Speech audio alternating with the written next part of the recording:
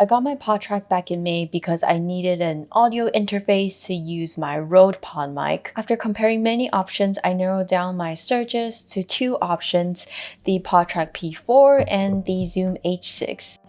I ended up choosing the Podtrak P4 because of its emphasis on podcasting.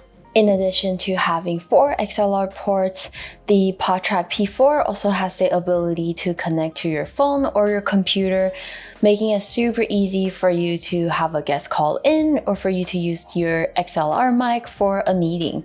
Here are 3 ways that I use my Podtrak P4.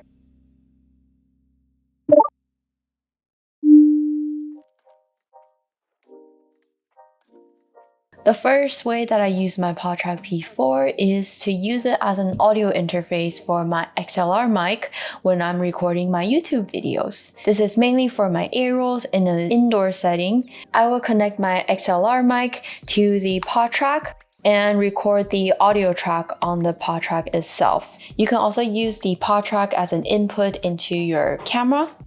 So right now, my R6 is using this mic as an input for audio. Then record the audio track on the Podtrak P4 separately. It's always good that I have a backup on the Podtrak itself.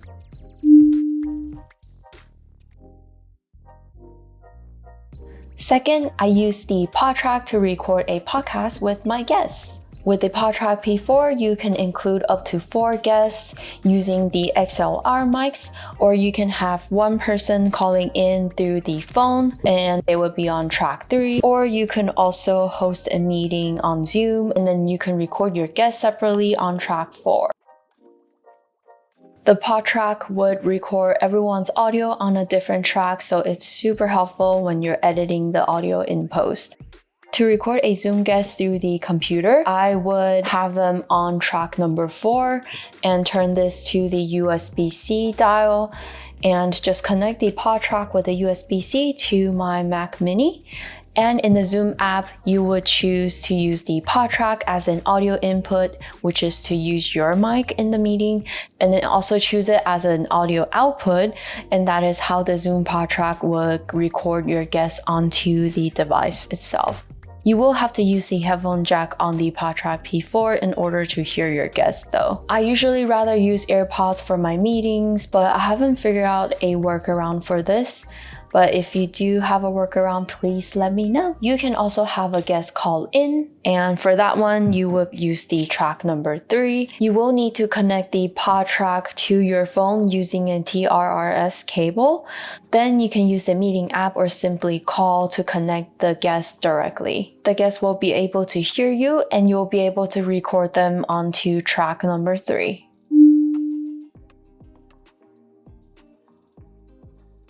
The last way that I use my Podtrak is simply to use it as an interface so I can use my Rode Pod mic in my meetings. How you will set it up is basically similar to method number 2. You can skip the recording portion and simply just use it as an interface. You would just connect your XLR mic to the Podtrak P4 and then connect it to your computer using the USB-C cable. And then in Zoom, you would just choose the Podtrak as your audio input, and now you can impress your colleagues with some really nice audio.